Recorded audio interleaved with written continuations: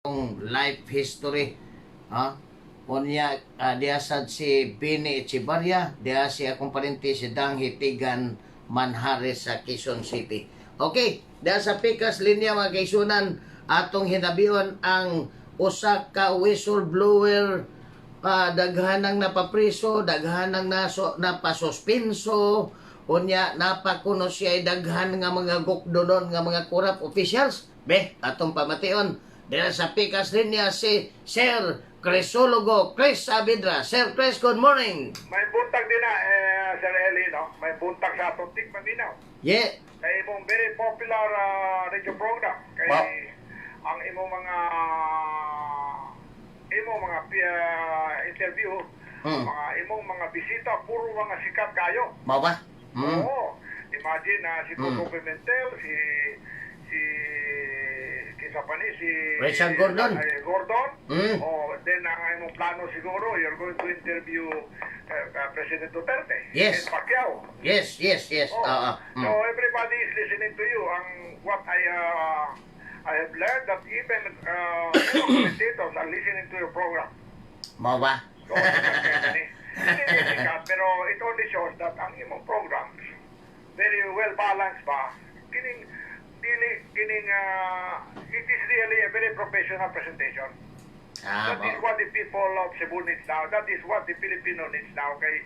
Corruption now is the number one issue that is pulling down the economy and the people of the Philippines, especially at this pandemic time.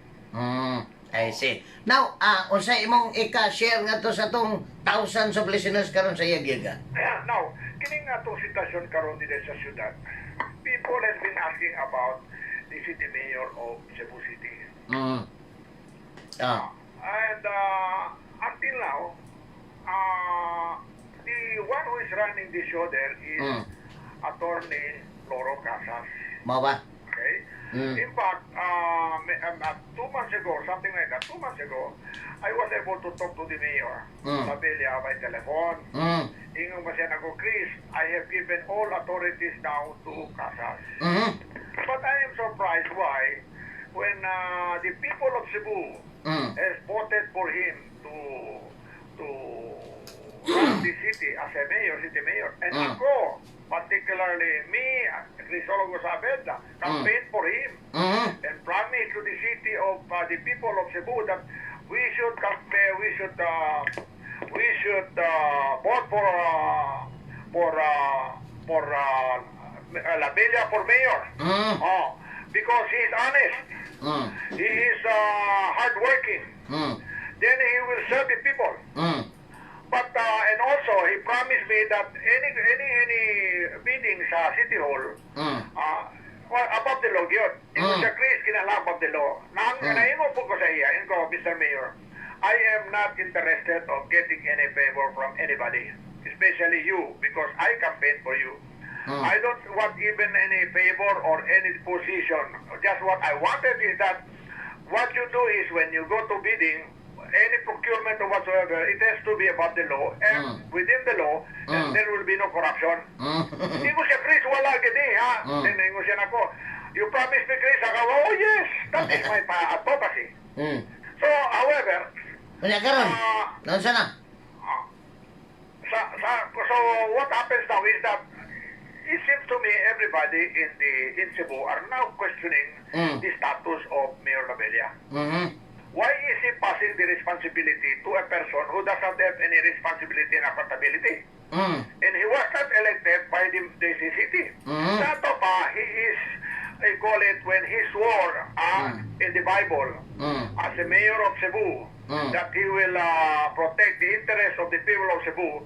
He has betrayed the people of Cebu by not complying with this promise.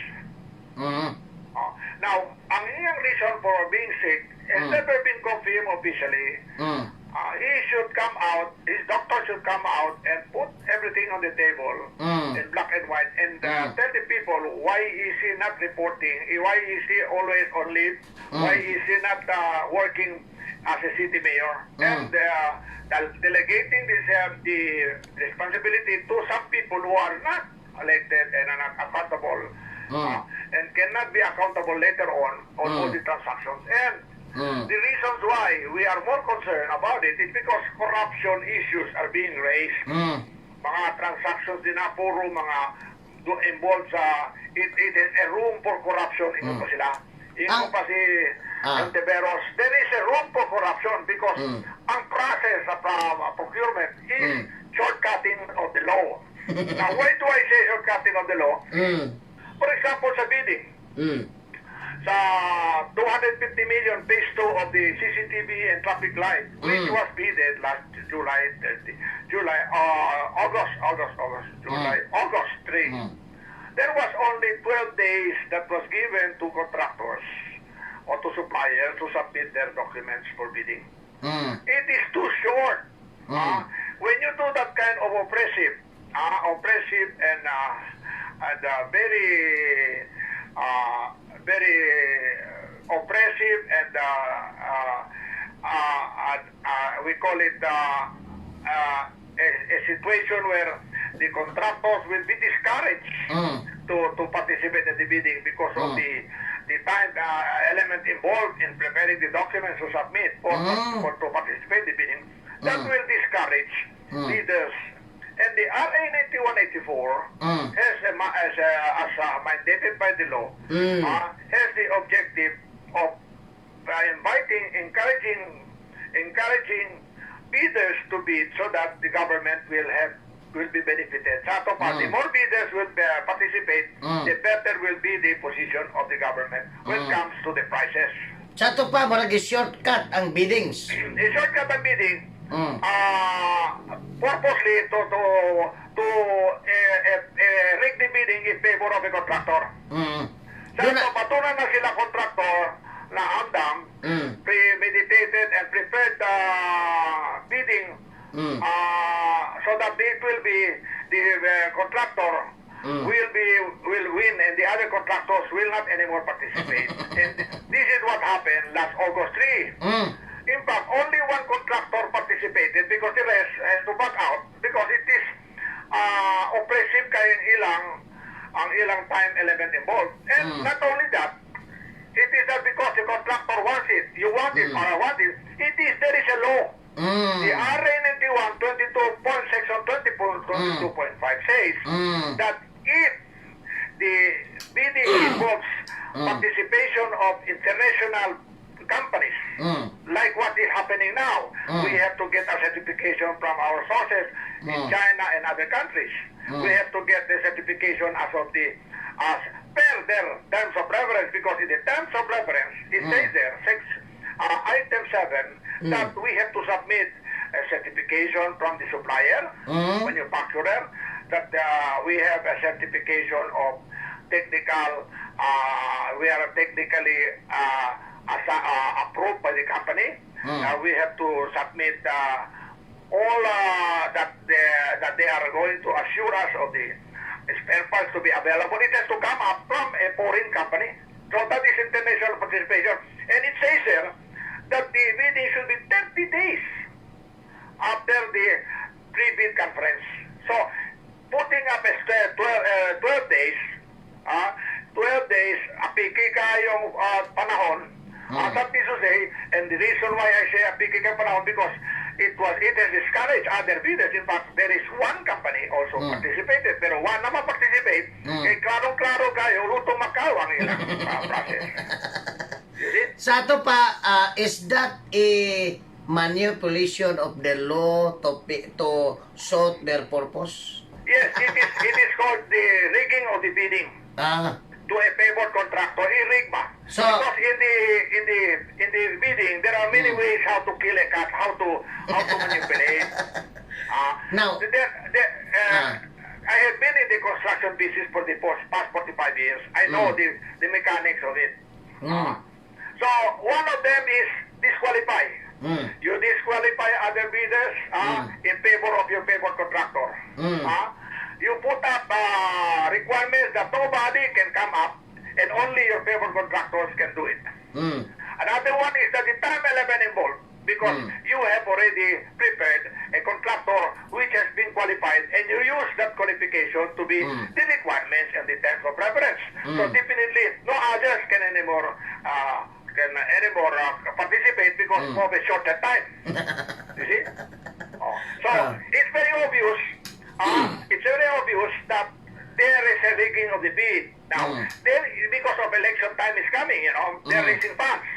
Another thing here is that I warned them already. One day before the bidding, they received a letter from me saying that the contractors other contractors are complaining that the time element involved in submitting the bidding documents or the bidding is too short. Only 12 days, and out of the 12 days, only 5 days are working days. Oh, you see? So how could you prepare your license mo, ang imong license certification, financial documents and everything, registration and everything. So this is we call it a meditated corrupt activities of the bank. Okay? So in spite of that, they pass a resolution which I just received that they are not going to postpone the bid because of my complaint. So I wrote them a letter. They are not going to. Sige. The procurement agency has the option, has the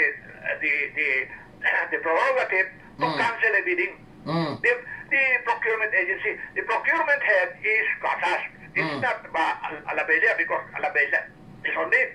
So Casas now. Nganong di man dihatag ni Mike Rama? Nganong si Casas mga di man na elected official? Mao lagi kay Mike Rama, he cannot do anything because Labella, when Labella went on leave, sick leave, he gave the authority already to Casas. And the blanket authority to do everything. So pero Sir Chris, di ba naaman na sa balaod nga kon nga dili mahatagan og blanket authority ang not elected official? Kay nganong ihatag man nimong blanket authority nga ikaw may mayor? Mao lagi. Di ba? Anyway, to cut the story short, I am going to ask the council, ask the city council to investigate this illegal situation in the city hall. Muna magwaitingog ang mga sakop sa Cebu City Council, sir. Diba? Ngano man na? Muna magdaghang naa sa Committee on Silence. Now, actually, ang problema din is that they don't have the number. But the POPK, 7 of them have pledged to me that they are going to back me up in the request for investigation in aid of legislation. Di, bisag wa sila sa number, bisag gamay sa mutingog sa sila nga, they will question the way nga bidding na. Ana unta. You know, El, dili kay magpa-committee on silence. You know, El, I'll tell you, that is what is happening now even with Digong. Whenever the opposition now or the critics of Digong will come out with a question or accusation of overpricing, maingon tayo si Digong, during the time of the Yellow Party, ang ilang nag-voted for what I'm buying now at 1,700, they voted at 3,000. So this is what happened now at the City Hall. Kinigot sila mga kwan, BOPK, hilom lang sila because they have also committed the same mistake before. Mau ba? So that buha na ang rason. Sa ito, pangako, I'll be the one to file the complaint because there is some politics. Secondly, that I'm clean. They cannot run after me. I don't have records in the future that I overprice. You see? So definitely, I will be the most effective person to compile the complaint. Sila mahilom nga sila. Now, usa ikasulti nimo ining message ni Soy Mercado nga kanhi reporter sa DYRC to na sa Amerika, ingon siya dire. Labella's medical record should be publicized by his medical should publicize Labella's medical doctor should publicize his medical bulletin. You know, actually, no, this gives me an opportunity to question the situation in the City Hall. There are two issues that I am going to bring up. One of them is the blanket authority of Casas. Secondly is that the Casas has a multi-million, according to information, and I've heard it from the owner of the lot, that a certain Casas, I don't know if it's Flora Casas, bought the property from him and put up a mansion with swimming pool at Sing Sing. And we have the picture of this already. Yes, it will come out during the investigation. Anak labaagi ang 73 kilometer super highway from Danao to Talisay. To Naga. Sa to pa og iya na ang mansion niya ma-midpid sa super highway. Tinola. Now, that will be the first issue I'm going to bring up. Then I will request the City Council to ask Labelia to be present and be interrogated and defend his position. Why he is doing a lot of sick leave style of governing the city. And he has to present his doctor, and the doctor will have to certify under oath what is his, make it public, what is the problem of the mayor medically. So there are two issues I'm going to bring up, and this cannot be brought up by the BOPK because they have a bone in the closet. They have skeleton in the closet. That they will be accused also of overpricing, of abusing of power and everything. So it is people like me, like you, and other people who are clean, who are sincere against corruption, and that is what I'm going to do next week. In fact, there is a law there that the city council can investigate any government official under Republic Act number 3857, section 14 of Article 1. There is a provision that the city council can investigate any employees. This is the revised act to revise the Charter of Cebu City, Republic Act 3857. It says here, section number 14, it says here that the city council has the authority to investigate any city government employee, even the mayor. Last question kay wala tayo sila. Kining ka mo investigar kaha ang city council or mo revive ba sa giingong oversight committee kon giunsa paggamit ang 18 billion pesos nga gibilin ni Mayor Tomas Osmeña diha nga nahurot na kuno karon? Well, I am this undertaking of mine, Elino, is free for all name. I will initiate all investigation as long as evidences will be presented to me. So I'm appealing to the BOPK if they want this or anybody interested who are a taxpayer who believes that there is corruption going on.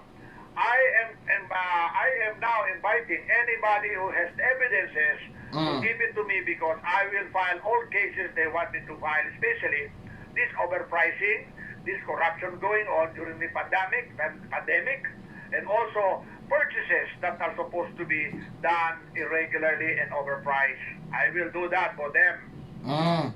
Bitaw, no? So, Sir Cris, usa may mong parting words sa itong thousands of listeners karon? Yeah, I would like to apologize to the city of Cebu when I said, when I campaigned for Labelia during the election, that Labelia is an honest person. I realized that he is not honest now because in spite of his promise that he will do everything the right way, that it will be above the law, he did not do it, and his Casas, who is his administrator, did not do it also. He should stop it, but he did not do it. So now I believe I made a mistake. I would like to apologize to the oppositions because by saying that Labelia is honest, it is just like saying that the opposition are not honest. And also the people of Cebu, I have betrayed the trust. I'm sorry for that. Because I have campaigned for a mayor that is not really what he says he are. He is. Every says he's honest, but I believe he's not. Because what is happening now He's doing a lot of corruption. He allows corruption to go on. And this passing on the bucket, passing the ball to Casas is a gimmick, is a premedicated way of raising funds, of making money, of evading responsibility, of cheating the people of Cebu from the promise he made. Daghan labang nagutman ron, Sir Cris. Libo-libo na katao. Yeah. So this is the worst situation we have. We have Mike Rama before. We have Tomas Osmeña before. We have Alvin Garcia before. But this never happened. This is the worst situation we have. This is worse than COVID. Mau ba? Ako, I prefer COVID because there is a solution. Pero there is no solution because there, they don't want to stop. The only way is to file cases against them. But to file cases against them, justice is very elusive. But, Eli, I'll tell you, I have my divine justice. And I would like to remind, especially Labella and Casas and others there, to stop their foolishness, because in my cases that I have filed, people involved in my cases, either they die, it's proven. I have mayors who died, I have mayors who got sick. That is the way Labella is sick now, because he is not true to his word. You see, gigaba siya.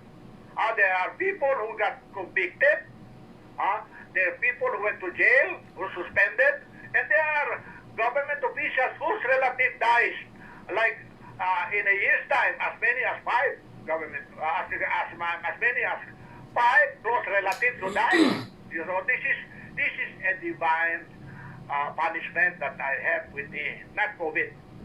Thank you, Sir Cris. Thank you, Sir Eli, and I hope the people of Cebu will realize that we have to do something about Mayor Labella. Thank you, Sir Cris. Iyasad to. Well, abot istasyon. Okay, sa di pa kumukomersyal, may pag-view ni Elpidio Caterbas. Ako ning idol. Si Cielo Armonia Visto. Diya po diri si Sir Domingo Keblat Chavez Jr. Former chief ni sa USCA sa Cebu City. USCA is Office of the Senior Citizens Affairs. Matod pa, good day, Mayor Eli and Mr. Saavedra. Go with your unrelenting effort to get rid of corrupt officials who are in public office. We, the taxpayers, are in the losing end since our taxes are used in the used in the unscrupulous activities. God bless you, Mr. Saavedra, in your crusade of your good for good governance. Wow. Diapod si Kwan. Si Attorney Juji Samora Dical. Kini si Attorney Juji Samora Dical. Kung siya chief of staff ni Congresswoman Janice Salimbangon, no? Usa ka kana si Congresswoman Janice Salimbangon, asawa na ni the late Congressman Binhor Salimbangon, no? Kato si Binhor Salimbangon, I miss him because he was really a servant leader, no? Og may pag-view sad ni Sigfred Pastor diha sa San Roque, Cebu City, ni Mr. Tony Ismero, diapod si Mr. Rode Lacunza, leader sa transport. Ingon siya, mahimo bang ma-interview sab nimo ang sectoral sectoral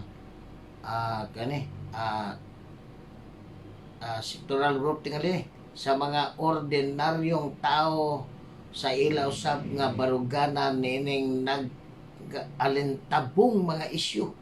Pwede. Bisag ikaw, Sir Rode Lacunza, mag-interview ta. Asa taga-eko globe number kay globe number ay mauna ha. Akong parinti si Dang Hitigan Manhares, salamat po sa pag shout out. Okay, thank you. Unya, diri si Roger Vallejo. Inga siya sa akong amigo Sir Elibi. Ang akong amigo Sir Elibi. Thank you. But I think wala na siya ka-remember sa BI, Bureau of Immigration, MC, before. Good morning, Sir Eli. God bless your program. Kainomdom ko. Si Mr. Roger Vallejo. God bless you, sir. O mga kaisunan, alisuan, dahil sino mga radyo kay karong tatod. Mubalik ang tuluman ng Yagyagan human sa commercial, alas 11:14. This time check is brought to you by ACS Manufacturing Corporation.